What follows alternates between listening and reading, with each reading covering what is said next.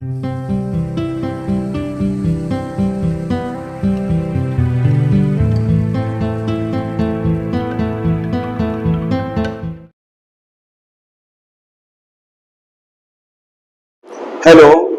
पिछले वीडियो में हमने आपको महाजनपद के बारे में बताया था कि जो 16 महाजनपद थे वो कौन कौन से थे।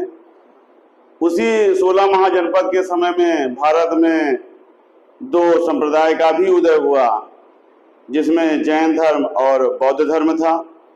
तो आज हम 16 महाजनपद काल में ही उत्पन्न जैन धर्म के बारे में अध्ययन करेंगे कि जैन धर्म क्या था। तो आज का जो हमारा टॉपिक है वो है जैन धर्म।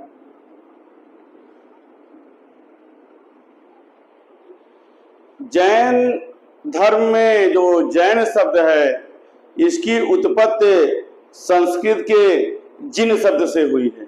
जिन शब्द से हुई है, जो कि संस्कृत का शब्द है और जिन का अर्थ होता है विजेता।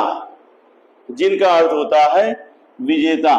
तो इसी जिन शब्द से जैन शब्द की उत्पत्ति हुई है, और जिन जो है वो संस्कृत का शब्द है। जैन धर्म की जो प्रकृति है वो नास्तिकतावादी है, अर्थात जो हमारा वैदिक धर्म था वो आस्तिकता पर आधारित था, लेकिन जो जैन धर्म है वो नास्तिकतावादी है।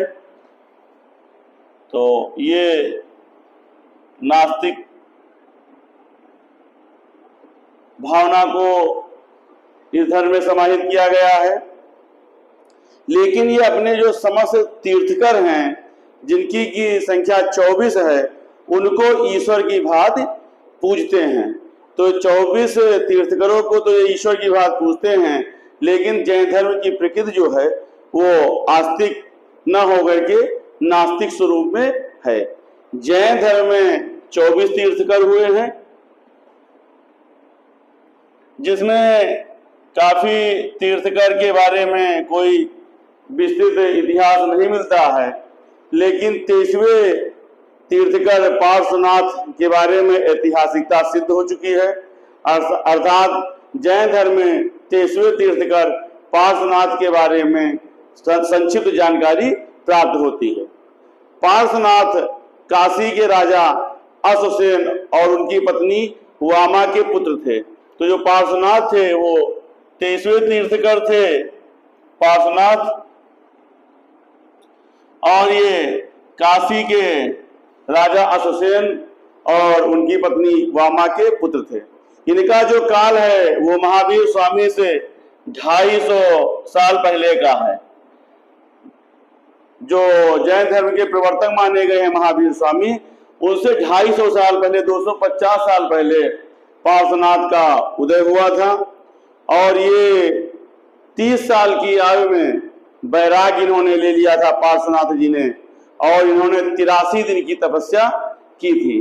83 दिन की तपस्या के बाद इनको ज्ञान प्राप्त हुआ, और इनके जो अनुयायी हुए वो निग्रंथ कहलाए। पार्श्वनाथ के जो अनुयायी हुए वो निग्रंथ कहलाए।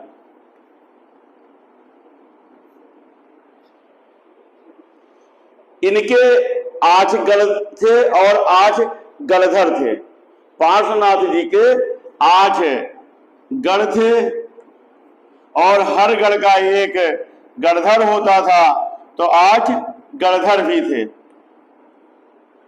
ये पार्श्वनाथ जी के बारे में है। पार्श्वनाथ जी का निर्वाण सम्मेद पर्वत पर हुआ था, जिसको कि आज के समय में पारसनाथ की पहाड़ियां कहा जाता है। इनका जो निर्वाण हुआ था वो सम्मेद पर्वत पर हुआ था, और इसे पारसनाथ की पहाड़ियां भी कहते हैं।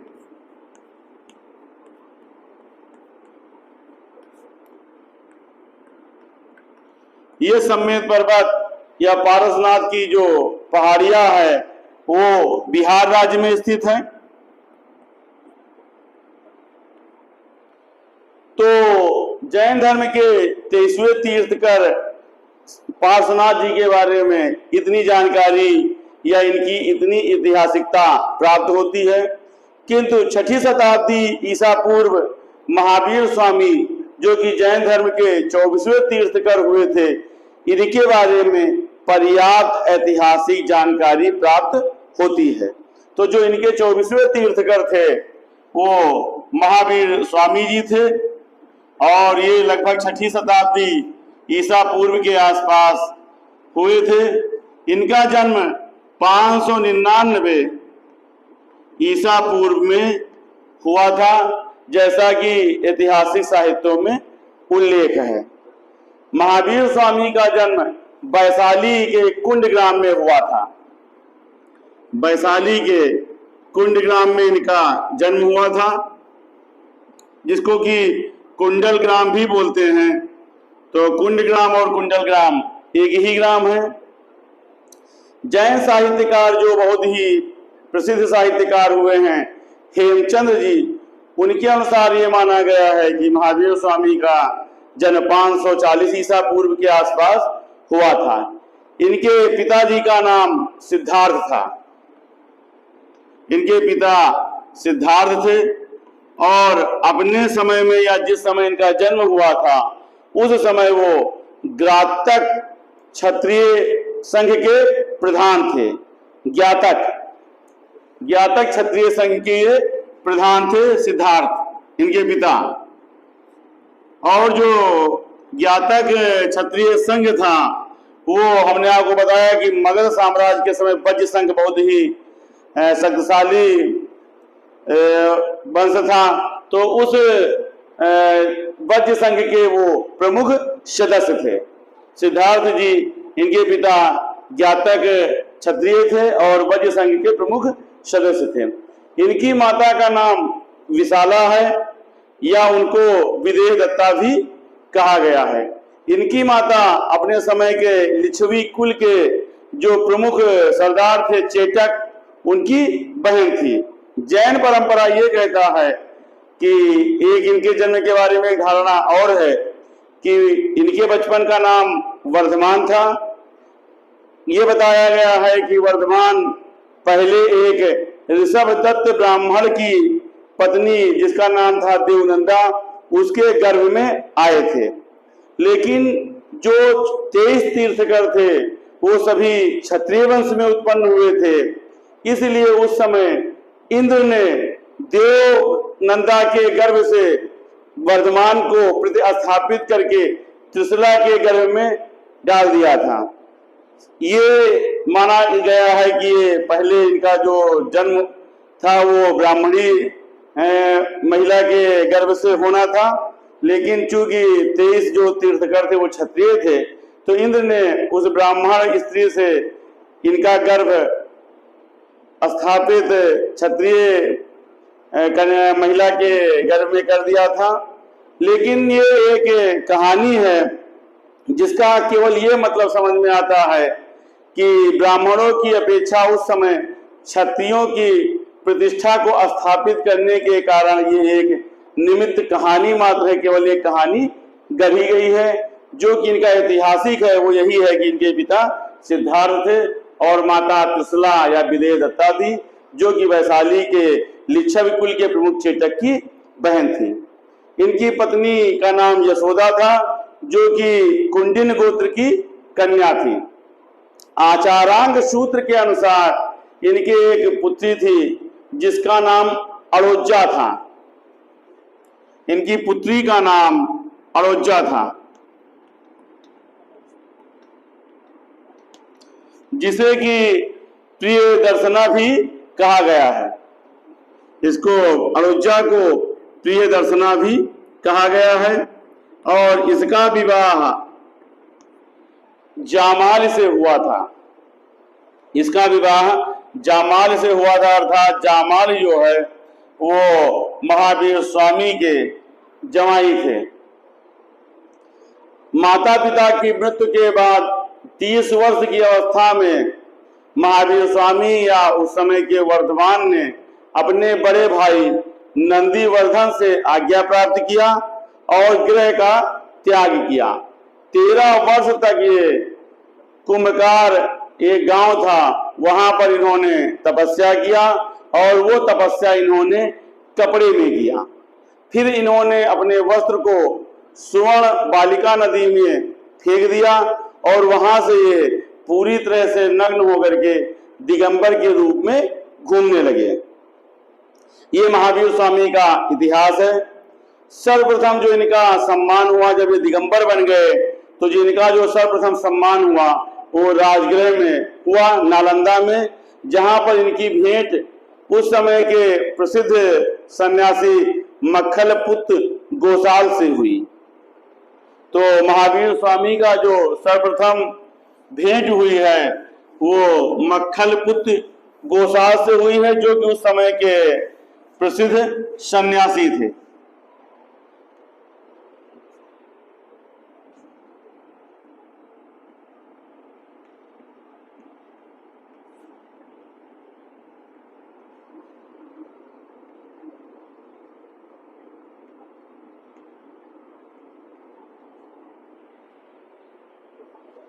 मक्खलपुत्र गोसाल जो थे उनसे भेंट होने पर ये उनके शिष्य बन गए। मक्खलपुत्र गोसाल इनके शिष्य बन गए, किंतु 6 वर्ष बाद उन्होंने महावीर स्वामी का साथ छोड़ दिया और एक संप्रदाय स्थापित किया जिसे कि आजीवक संप्रदाय कहते हैं।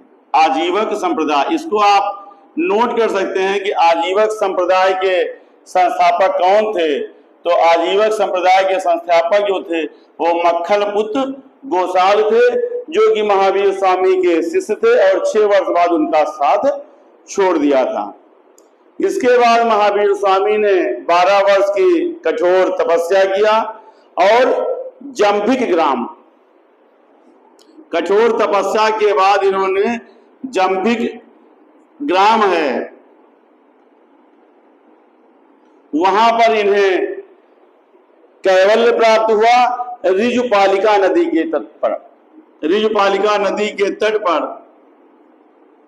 इनको कैवल्य अर्थात ज्ञान की प्राप्ति हुई।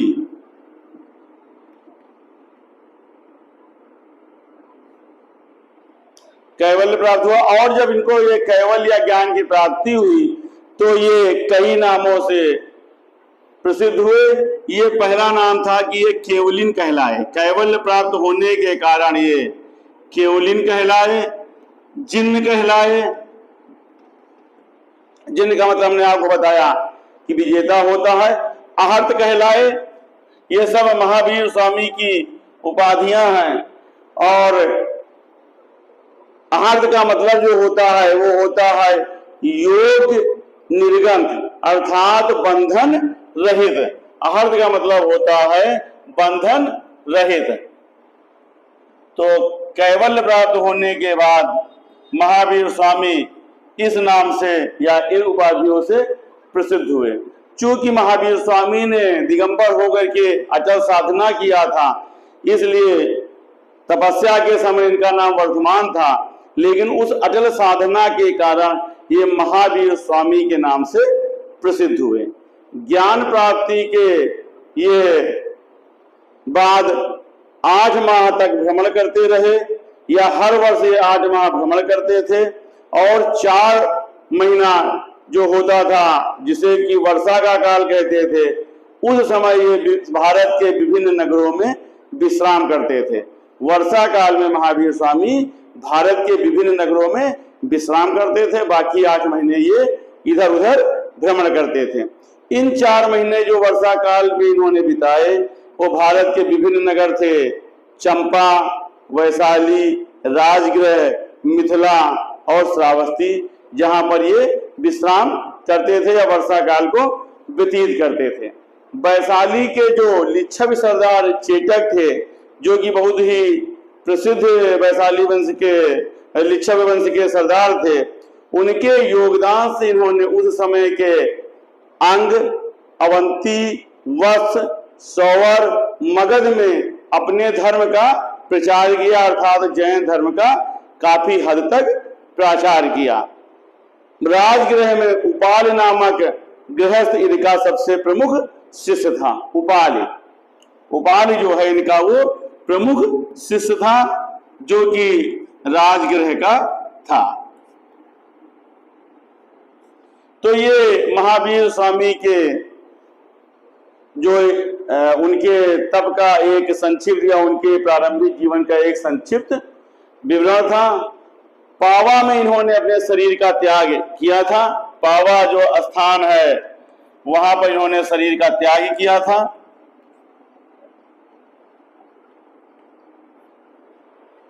जैन साहित्यकार, हमने बताया कि हेमचंद बहुत ही प्रसिद्ध जैन साहित्यकार हैं। उनके अनुसार इन्होंने लगभग 468 ईसा पूर्व के आसपास अपने शरीर का त्याग किया था। चूंकि हमने आपको बताया कि जो जैन धर्म है उसके 24 प्रवर्तक या 24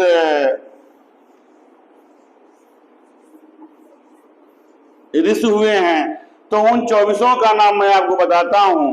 तो जो इनके 24 जो तीर्थकर हुए हैं जैन धर्म के 24 तीर्थकर,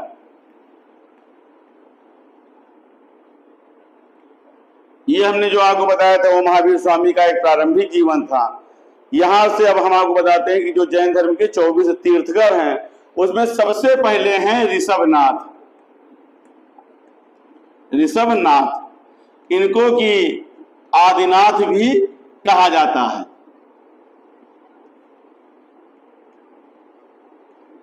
दूसरे हैं अजीतनाथ।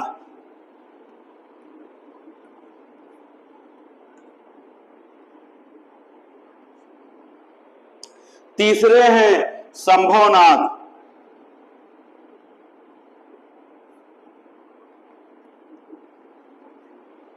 चौथे तीर्थकर हैं अभिनंदन।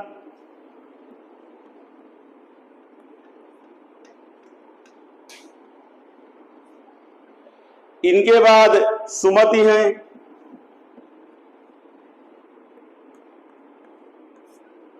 फिर पद्म प्रभु हैं।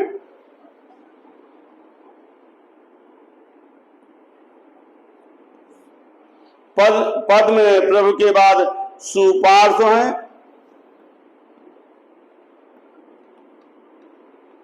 फिर हैं चंद्र प्रभु। ये क्रमिक रूप से हम आपको बता रहे हैं। इसके बाद पुष्पदंत।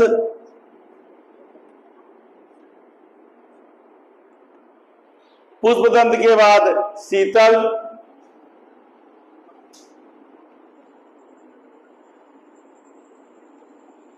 फिर श्रेयांश।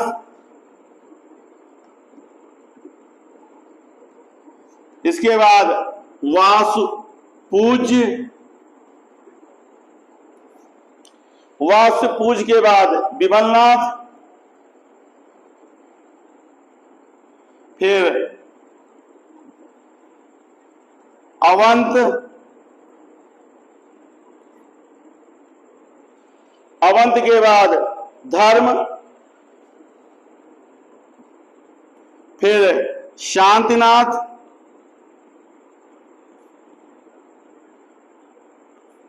शांतिनाथ के बाद कुंथनाथ या कुंथ।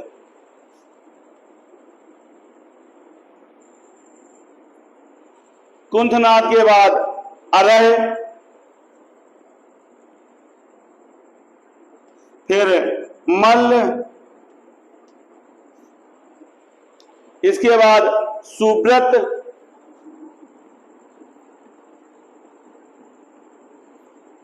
सुब्रत के बाद नबी।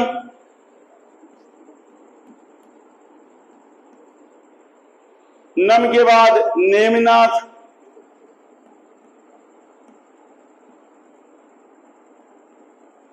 फिर पार्श्वनाथ।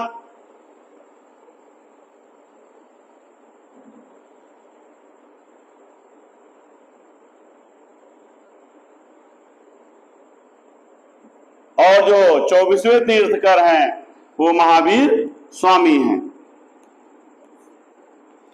तो ये जैन धर्म के 24 तीर्थकर हैं। ऋषभनाथ, अजीतनाथ, संभवनाथ, अभिनंदन, सुमत, पद्म प्रभु, सुपार्थ, चंद्र प्रभु, पुष्पदंत, ऋषभनाथ को आदिनाथ भी कहते हैं। शीतल, श्रेयांश, वासुपूज, विमलनाथ, अवंत, धर्म, शांतिनाथ, कुंत, अरय, मल्ल, सुब्रत, नमि, नेमनाथ, पार्श्वनाथ और महावीर स्वामी।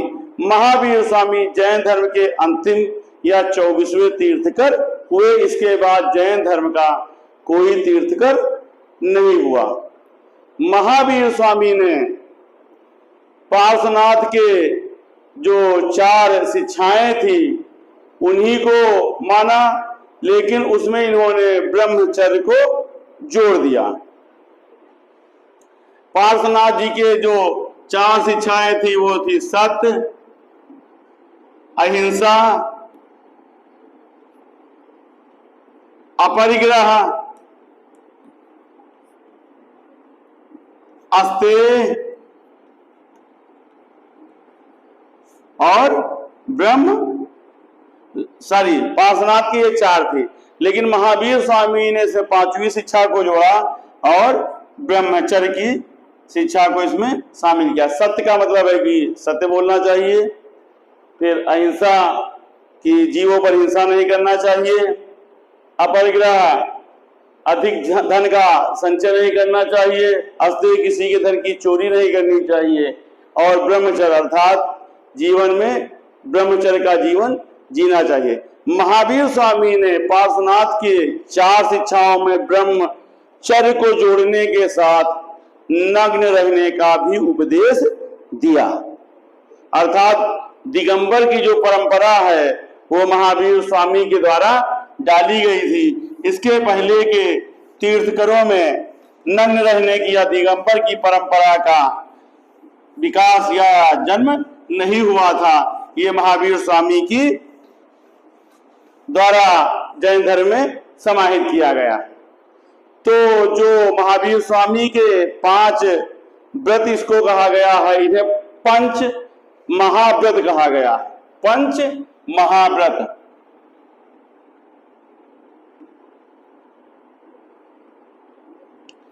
पंच महाव्रत में जो सबसे पहला है वो है अहिंसा।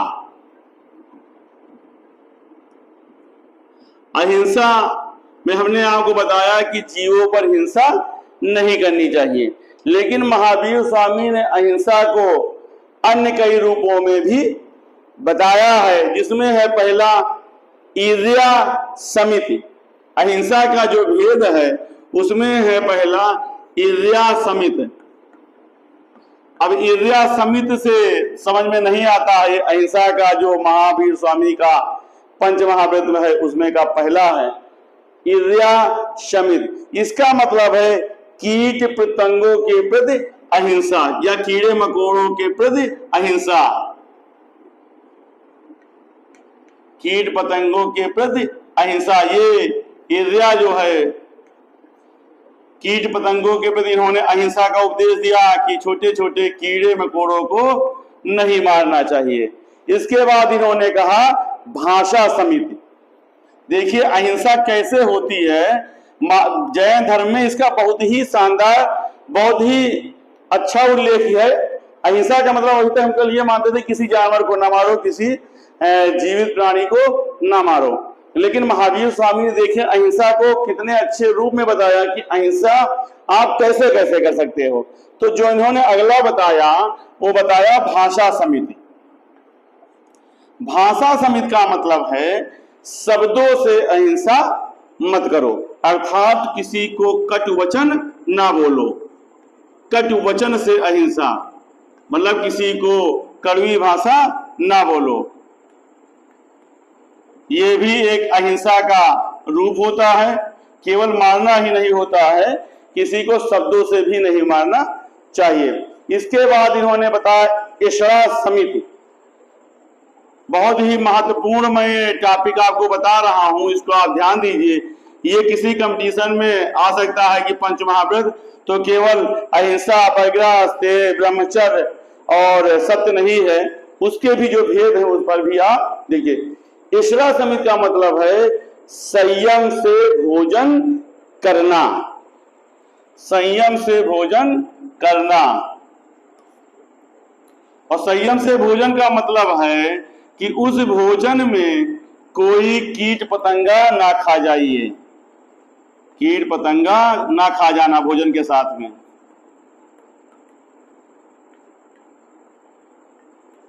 ये जो है इस्लाह समिति है। अगला है आदान निक्षेप समिति।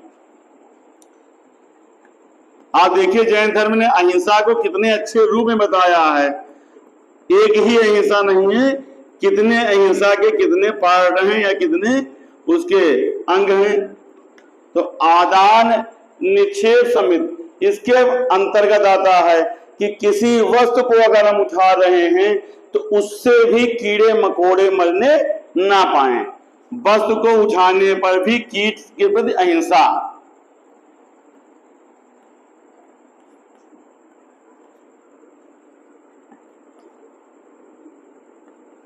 बहुत ही ये शानदार आपको मैं बात बता रहा हूं जिसको कि आप समझ सकते हैं कि कितना इंपॉर्टेंट है। इसके बाद है व्यतुसर्ग समिति। व्यतुसर्ग समिति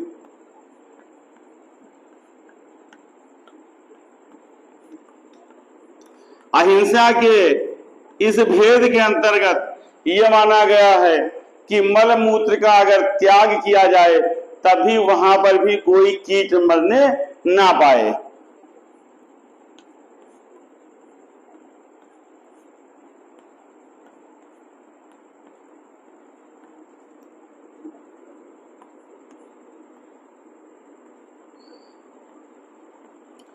तो ये जैन धर्म के पंच महाव्रत में जो पहला मतलब व्रत है अहिंसा, उसके ये 5 भेद हैं। इसके बाद है नंबर 2 पर सत्य। जो अगला महाव्रत है वो सत्य है।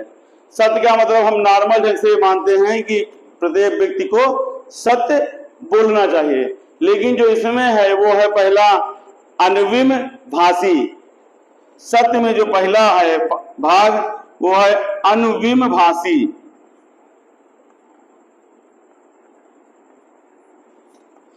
अनविम भाषी का मतलब है सोच विचार कर बोलना। तो अनविम भाषी का मतलब है सोच विचार कर बोलना, या सोच विचार आप लिख लीजिए, इससे आप समझ जाएंगे कि सोच विचार कर बोला जाता है। क्रोधम परिजानात, जो अगला है वो है क्रोधम परिजानात, अर्थात क्रोध पर शांति। मतलब क्रोध में किसी भाषा को नहीं बोलना चाहिए, क्रोध पर पहले शांत होना चाहिए। इसके बाद है लोभम परिजानात।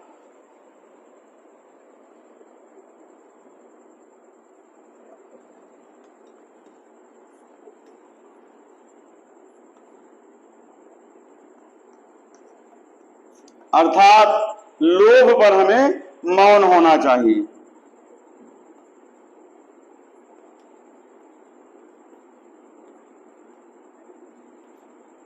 इसके बाद है हासम परिजानात। हासम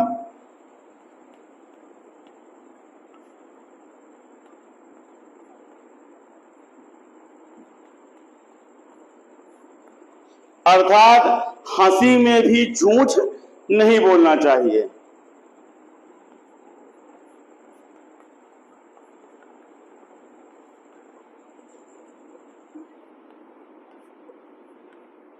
और जो अंतिम है वो है भयम परिजानात।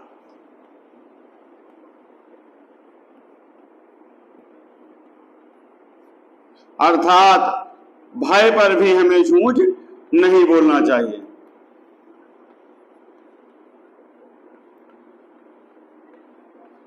तो ये पंचव्रत के अहिंसा का जो 5 भेद है, इंद्रिया समित, भाषा समित, इस्लाह समित, आदान निक्षेप समित, व्यतुसर्ग समित, और उसका मैंने आपको बताया कि उसके अंतर्गत क्या है। इसी प्रकार सत्य में अनविम भाषी, क्रोध परिजानात, लोभम परिजानात, हासम परिजानात और भयम परिजानात है। अर्थात जैन धर्म में अहिंसा और सत्य का उन्होंने इतना भेद बताया है कि इस ढंग से हमें अहिंसा करनी चाहिए और इस ढंग से हमें सत्य बोलना चाहिए। अगला जो आता है वो आता है अस्तेय। पंचवेद का जो तीसरा है वो है अस्तेय।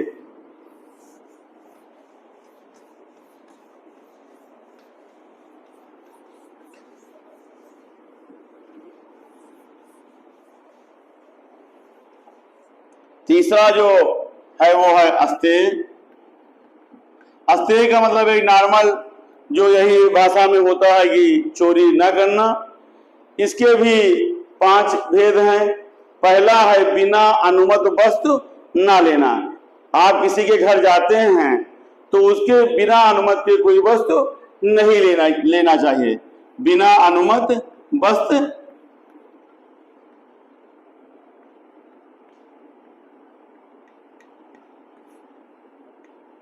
ये भी एक प्रकार का अस्तेय होता है कि आप किसी के बिना अनुमति के वस्तु ले लें, तो वस्तु ना लेना।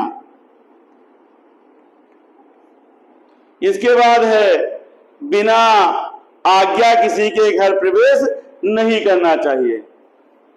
अर्थात ये भी अगर आप बिना किसी आज्ञा के किसी के घर में प्रवेश करते हैं तो वो भी अस्तेय की श्रेणी में आता है। बिना आज्ञा प्रवेश नहीं। तो किसी के घर में हमें जब प्रवेश करना हो तो उससे पहले अनुमति लेनी चाहिए। इसके बाद है गुरु के बिना आज्ञा के अन्न ग्रहण न करना। गुरु आज्ञा के बिना अन्न न ग्रहण करना।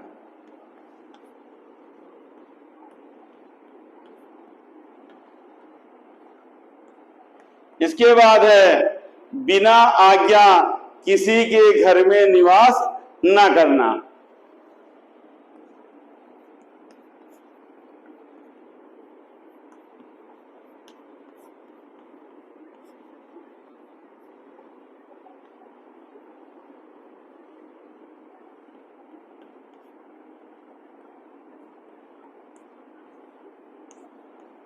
और जो अगला है वो ये है किसी के घर पर बिना आज्ञा वस्तु का प्रयोग ना करना। अर्थात आप उसके घर पर आज्ञा करके एंट्री तो कर लेते हैं, प्रवेश कर लेते हैं, लेकिन उसके बिना अनुमति के किसी वस्तु का प्रयोग ना करना।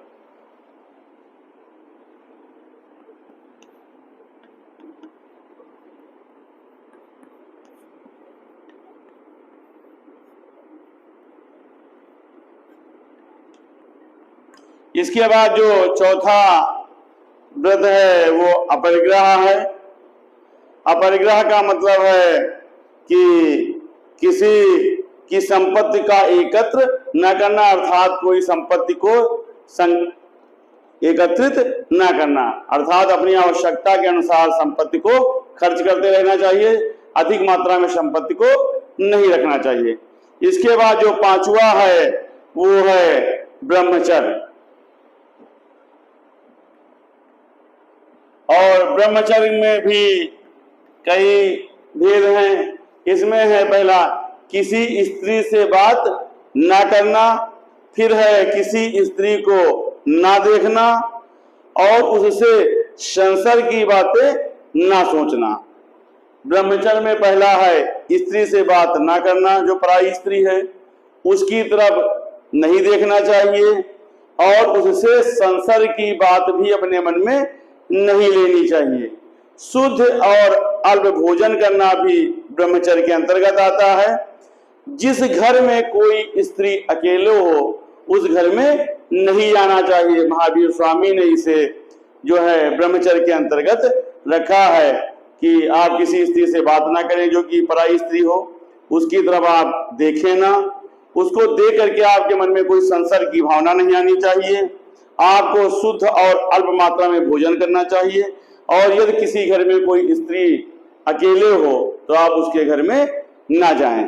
तो ये महावीर स्वामी का जो है वो पंच महाव्रत था और हमने बताया कि ब्रह्मचर्य एक ऐसा था जिस उन्होंने पार्श्वनाथ की शिक्षा में जोड़ा था।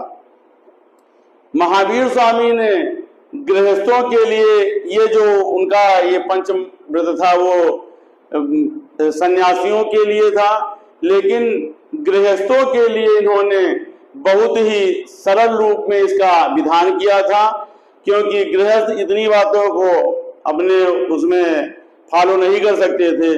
तो महावीर स्वामी द्वारा गृहस्थों को इसे सरल रूप में बनाया गया था और उसका सरल रूप में पालन करने का विधान किया गया था, जिसे कि अणुव्रत कहा गया है। जो पंच महाव्रत का सरल रूप है वही अणुव्रत कहलाता है। तो महावीर स्वामी के ये पंच महाव्रत और अणुव्रत थे। चूंकि जैन धर्म का जो विवरण है वो हम आपको लगभग 2 पार्ट में ही बता सकते हैं। अगर एक पार्ट में बताएंगे 2 पार्ट काफी लंबा हो जाएगा और आपके लिए वीडियो उबाऊ होने लगेगा। तो जो जैन धर्म का दूसरा पार्ट है उसमें हम महावीर स्वामी का स्यादवाद या अनेकांतवाद और इसके साथ कुछ जैन धर्म के ग्रंथों के बारे में और जैन धर्म के कुछ अन्य संस्कृतियों या उनके क्रियाकलापों के बारे में बताएंगे। धन्यवाद।